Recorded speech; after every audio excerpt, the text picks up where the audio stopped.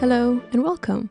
I'm Sofiko and this is Creative Minds Speaking, a podcast where I have conversations with creative industry professionals, bringing into the spotlight those incredible people who are behind the scenes of art and entertainment is the main goal of this podcast.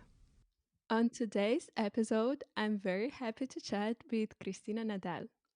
Cristina is an associate digital account manager at Interscope Records. She is an incredible music business professional, and I'm so happy to have her on the show today. Hi, Cristina. Thank you for being on the show. How are you doing?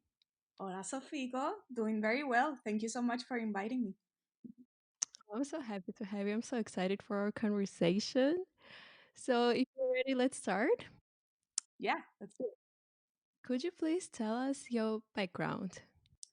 Okay, I'm from San Juan, Puerto Rico, so the Caribbean. And I'm right here in Puerto Rico right now for the holiday. I lived here pretty much all my life until I was like 18 and went to school. I went to Syracuse University in New York. Um, and I did my bachelor's there on advertising, so a little bit different than music business, but we'll get to that. So I did that, and then came back to Puerto Rico and started working as an advertising copywriter, and did that a few years, and then I went to Berkeley and everything. So that's a little bit of me. Nice. So, before going to Berkeley and before having your current role, you never worked in the music business, right? No, not at all. I mean, I I love music, but not in the traditional sense. Like I don't play an instrument, I don't sing. I definitely don't sing. But I've always like loved music since very little. You know, I think I come from a musical house in the sense that my mother always used to have music on in the home, and you know, I've always gone to a lot of concerts, mostly because she like bought the tickets and everything since I was very young. So I've always very been very interested in music. I was sort of that freak teenager that the artists that I loved, I would be a freak about. I knew everything about them, and I would read the liner notes on their albums. I would write reviews about music, and publish them in like Amazon.com. Like you can Ooh. buy albums on Amazon. Well, I would write reviews when I was like 15, like which is super weird. Like normal people don't do that. So yeah, I didn't, I hadn't worked in the industry per se, but I loved music, and especially like finding out about the background of artists and their teams. I would see that artists would tag people in pictures or whatever, and I would follow them, and then I understand now that it was the manager or the PR or whatnot. So yeah, I've always been a freak, but I didn't work in the industry. Yeah, nice. Love it. Yeah, And was there a certain moment in your life when you decided to switch careers and do music professionally? yeah. And what was maybe there a certain event that pushed you to actually apply for Berkeley?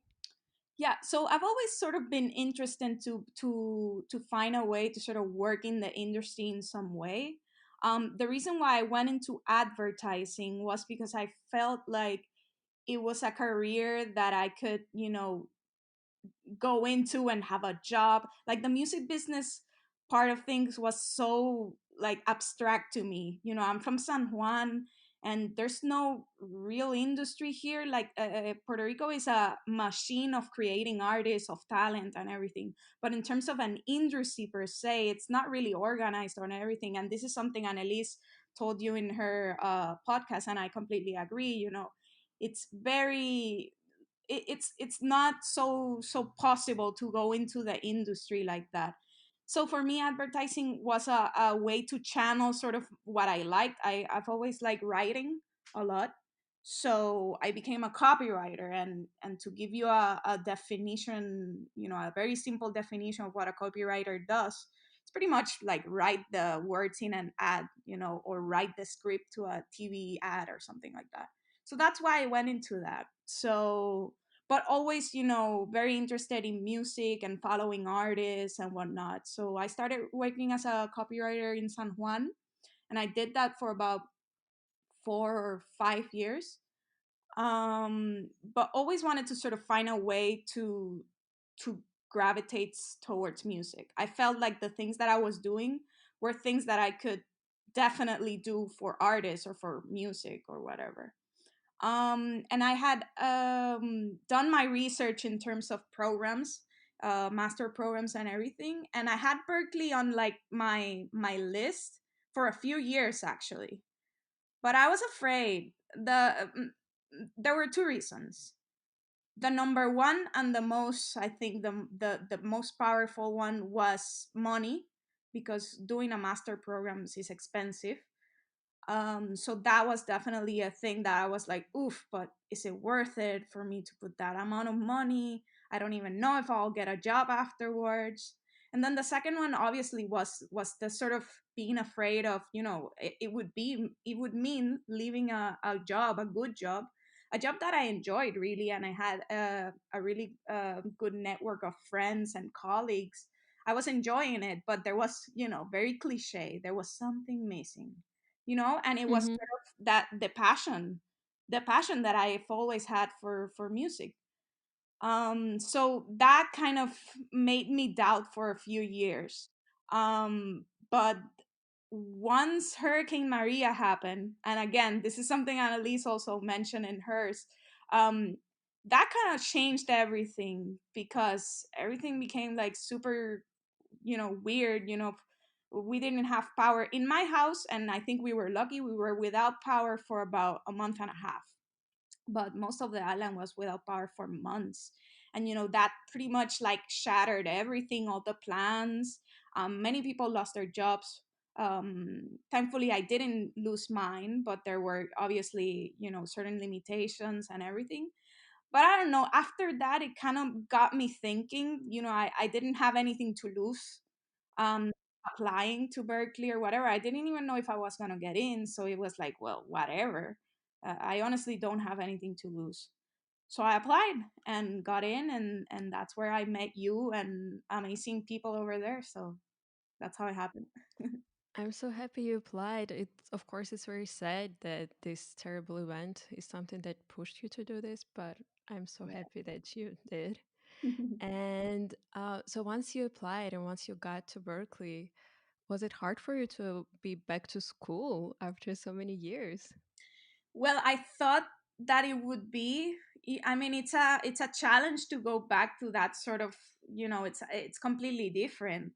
The schedule of classes and having to study and had to do homework and stuff like that. But honestly, I always was a good student when I was in high school and, in undergrad. So going back to that wasn't difficult. I mean, to tell you the truth, my year at Berkeley felt like a vacation, in the sense of advertising is a very crazy world, like cutthroat. Like, it's like we're saving lives, but you're not. So Hmm. late nights and a lot of stress. So going to school and having a class that starts at 11 a.m. and then I'm done at 4. Like, it was fine. I think the hardest part was the studying and having to do projects outside of school, because obviously once you're in the workforce, you do your job, and then you can relax in theory. Obviously it's not like that every day, but in theory you go to work and you are there for the full day, and then you can disconnect and do other things at night or whatnot. But here in Berkeley you would have to do an essay or whatever was the assignment. But yeah, I would say that. And then the other hard part was not making money, because Hmm. once you get used to that bank account, then it hurts to see it go down. Yeah, I feel you. Yeah. And I hope that your answer will inspire others who maybe are also afraid to go back to school to pursue their dreams to actually do this. So That's amazing that you did it. I'm very proud of you. And can you maybe tell us how you got your job? Because Yeah. you're working in a Latin segment of Interscope Records, and when you got a job, this segment wasn't even really existing. You were one of the first people working there, right? So maybe can you share that? Yeah, sure. So it's an odd story because I don't think when, for example, when we used to get a lot of visits at Berkeley from professionals in the industry, they would, give their stories of how they got that first job, or giving us like recommendations of what we should do to get a job, but no one ever, said I got a job applying online. It's really not how it usually works. It's more who you know and who you connected with at XYZ conference or something like that. But in my case, it was a fairly weird thing. I saw a job posting, and I applied. But there's a little bit of more background here. A few months before I applied to that job, I saw the news at like billboard.com or whatever, that Interscope had like hired this like very well known executive from another major, mainly to sort of develop um, a Latin Dividend. office for the label. So I already had that. It's sort of in my radar because I imagined, well, they're opening an office. That's going to mean jobs. So fast forward like 2 months or something like that. And I was like browsing the openings at like the UMG website, and this position, admin position in Miami for Interscope appeared. So when I saw the Miami part, I was like the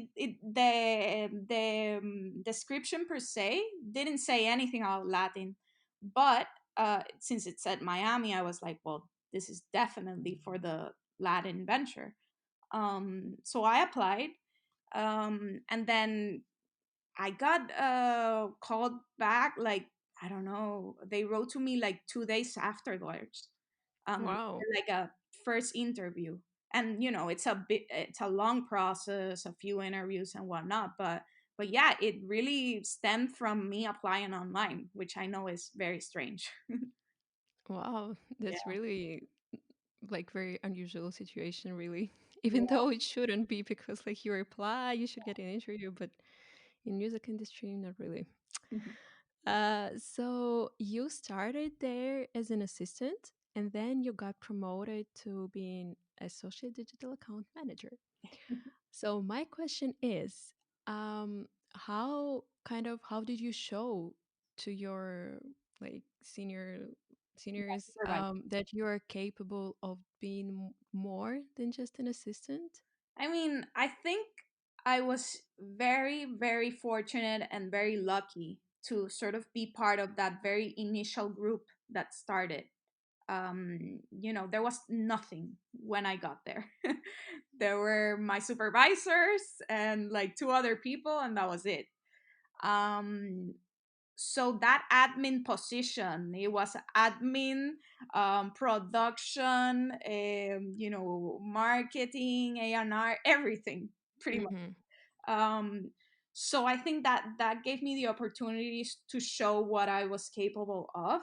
It was a learning experience altogether because again, I had never worked in the industry before. I only had like sort of my educational part, which is great, but it's never gonna be compared to like real life situations.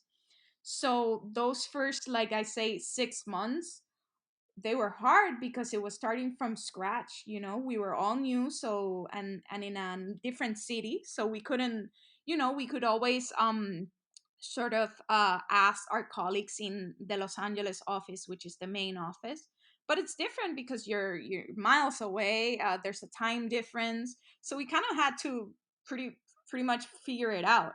And I think that during those months, there were stressful months, but they were like super exciting at the same time, and I learned so much.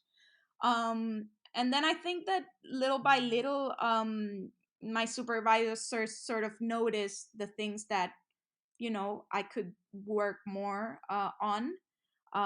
So with time, more people joined the team, and we were able to sort of shift around a little bit to sort of concentrate more on certain aspects. I still do a little bit of everything, and which I love because I love to continue learning about like the different departments and everything. But then now I'm more focused on sort of the DSPs area. So like I handle the relationships with companies like Spotify, Apple, YouTube, that sort of thing. Nice. Could you please tell us a little bit more on what digital account manager does? Yeah, I mean, I would imagine that it varies from company to company. I can only talk to what I do. In my case, it's pretty much like maintaining that relationship with them, with the different companies. So it's sort of, and JJ spoke to this in his podcast, but basically, I'm maintaining that relationship and keeping them up to date with what our artists are doing, what songs we are releasing in the next months, the next year, etc., etc.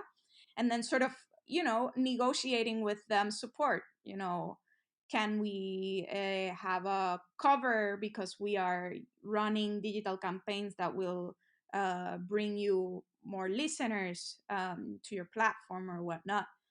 So that sort of thing. So that's an interesting thing to do because it's nothing is set in stone, and it changes every time, and you have to like little by little meet these people and become closer to them and everything. So it's been definitely a learning experience in the past year or so. And are you responsible for a certain DSP like Apple Music, Spotify, or you kind of work with all of them? At this point, I work with all of them. Um, Mm-hmm. just the again, we're a small office, so at this point, I do work with all of them. But if you go to like bigger companies, like with bigger rosters and whatnot, you can see that sometimes one person is assigned to one account like Spotify or Apple or whatever. But right now, yeah, I am the main contact for all of them. And is it hard for you to kind of build those relationships, or maybe do you have some tips on how to build better relationships Yeah. with all those people? I'm definitely, this is a learning process, so I'm still learning. Mm-hmm. The thing that I would say is obviously this year it has become a challenge just because we can't see people in person. Normally you would see them at events or, going to dinner or lunch or whatnot, and now it's all Zoom. So yes, you find ways to develop a relationship with people, but yeah, definitely this year has been a challenge for everyone. Basically, it's been quite interesting to adjust to that new reality. Unfortunately, we have to. And what would you say is your favorite part about working at Interscope Records? Oof, there's many things I love.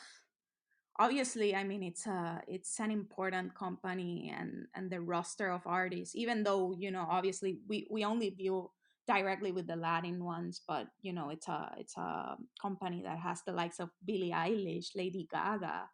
Those are huge names. So thinking, like I'm sort of kind of close to them is like amazing. Mm-hmm. Obviously. And it's also it's been great to be able to, since we're such a small team in Miami, um, we've developed a really nice working relationships within the office. We're all very young. We've got the executives, obviously the heads and whatnot, but everyone else is really young. So I kind of really like that because we're all learning, and we bring a different perspective to things. So yeah, I think like building those relationships is definitely one of the things that I like the most. And do you see yourself working mostly with Latin acts, or you don't, or you think maybe you will switch later to Interscope main office where they work with Lady Gaga and Billie Eilish? Well, never say never, but the truth is I believe I'll stay in Latin just because it's what I know, Hmm. and it's what I know and what I love. So I do think that I'll stay on the Latin side, but in recent years it kind of has sort of merged a little bit. It's the lines are blurred. So you never know, but yeah, Latin definitely. And for this job, you had to relocate yourself to Miami. Was this transition hard for you to move, or not really? I mean, not really in the sense of living in a different place because I have been lucky enough to sort of had that experience before when I went to college, obviously, and then during my college years, I did some study abroad programs. So I lived a little bit in for a few months in France and also in the UK in London, and then did the Valencia program. So that thing I've experienced before. So that definitely wasn't something big. It was I would say the actual move was a bit more complicated because to sort of give you a background of how it went, like I had to leave Berkeley before we were supposed to end at like July, but they wanted somebody to come in June. So I pretty much left Valencia, I believe it was early June. Hmm. And Yeah, I mean, when you get an offer from Interscope, you're yeah, leaving everything, I right? mean, You're yeah. just going I for mean, it. obviously, I talked to the school to make sure I was capable of doing it, like with the credits and whatnot. Because, I mean, I did spend a year there. It better count, I better get a fucking master's degree. Sorry for the words. So the interesting thing was I already had planned a trip to PR to San Juan because one of my best friends was gonna get married. So I already had a ticket. So that part wasn't complicated. What I did was I didn't came go back. I went to that literally was like the second week of June. I went to her wedding on like a Saturday and got on a plane on a Sunday and started to work on a Monday. Wow. So that was crazy. That definitely was crazy. You shouldn't do that. You should ask for 2 weeks so you can settle in and whatnot. So I lived on an Airbnb for like 2 or 3 weeks, and then thankfully I found an apartment and everything. So I would say that as a whole, the transition wasn't hard. Miami is a city where you don't even need to speak English. It's like the capital of Latin America, really. So the food and everything, that's really easy to adjust to. But yeah, that first few weeks were interesting. I can imagine. Well, thank you so much for this kind of official part of the podcast. And by the end of the conversation, I always ask some very quick questions. Some of them are silly, so be ready for those. Yes. Uh, do you have any book, movie, and song recommendations for our listeners? Book, I'm gonna go with a very traditional choice. I'll go with The Little Prince. I love that book. I know that many people think that's a children's book, but it isn't. I feel like it's filled with like amazing, life lessons. And it's so cute. And then it's in French, and I love the French language and the French culture. So And your fluency in French, do you use it at work sometimes? No, not really, not Not really. yet. I have to practice it a little bit, but yeah, when I went to Syracuse, like I did like a double major, advertising and French, because I had already started French really early in school. So I kind of just continued it, and then I went to Strasbourg in France for to live for a little while. Yeah, I love sort of all the French aesthetic. And then movie. I don't know about a movie, but I'll tell you a series. I just finished The Flight Attendant on HBO. It's with Kaylee Cuoco. Really enjoyed it. It's kind of like weird. It's the story is like about this flight attendant, obviously, that sleeps with a passenger of one of her in one of her flights. Flights? Yeah, and then she wakes up to him being dead beside her. So it's kind of like a murder mystery, but it's like a comedy. I really enjoyed it. It was random, but it was cool. Hmm. And then song, that this one is obviously the hardest one. Um, but but I'll be very predictable and tell you a Taylor Swift song. From the last album from Evermore, Nobody, No Crime. It's like a crime Hmm. mystery too. And it's sort of like the more country sounding one from her last album. Hmm. Thank you. Um, do you have a celebrity crush? Um, yeah, many, but I'll say Gael Garcia Bernal. He's a Mexican actor. I don't think I know him. I have to check. Google him. What is the most useless talent that you have? This one actually, I had the answer, ready. I kill mosquitoes. I'm very good at that. Oh my god, this is so useful, especially in summer. Oh well. And who inspires you the most? Well, I really get inspiration from Lin Manuel Miranda. He's the creator of the Broadway show Hamilton. I don't know if you've heard the songs or been able to see the play, the musical, really. But it's just amazing. He's just like a very creative genius. He's always creating, whether it's music or movies or whatever. And I just think it's amazing what he does. So yeah, I would say him. Thank you.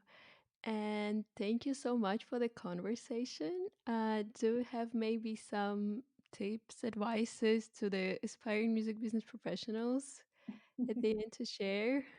Um, well, I would just say like I know it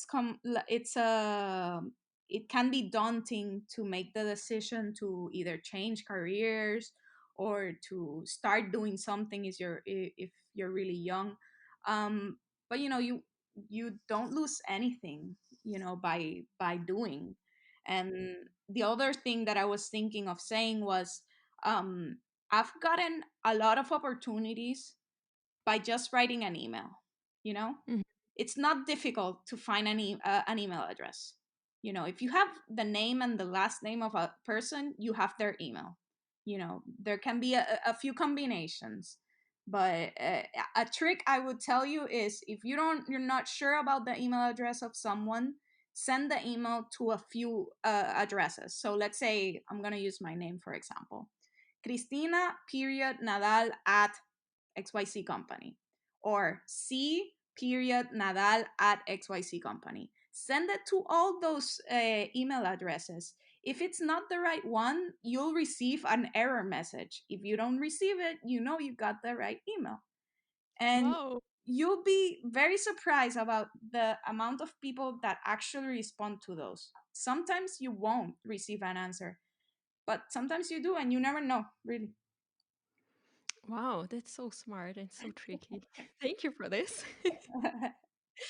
Thank you so much really for this conversation. It was so nice to talk to you and to hear your story and to hear your journey. Thank you so so much. Thank you, Sofiko, for the opportunity and for the invite. I think it's great what you're doing, and I hope that you invite like everyone from our class because it's been great to sort of hear everyone's story. Because sometimes you just don't know their backstory, and then it's amazing to see where we're all at right now. Thank you. Thank you so much for saying this. I'm really, really trying my best to put episodes weekly. podcasts, and I'm very happy you're enjoying them. Yeah, keep working hard. Thank you so much. Bye. Bye. Gracias.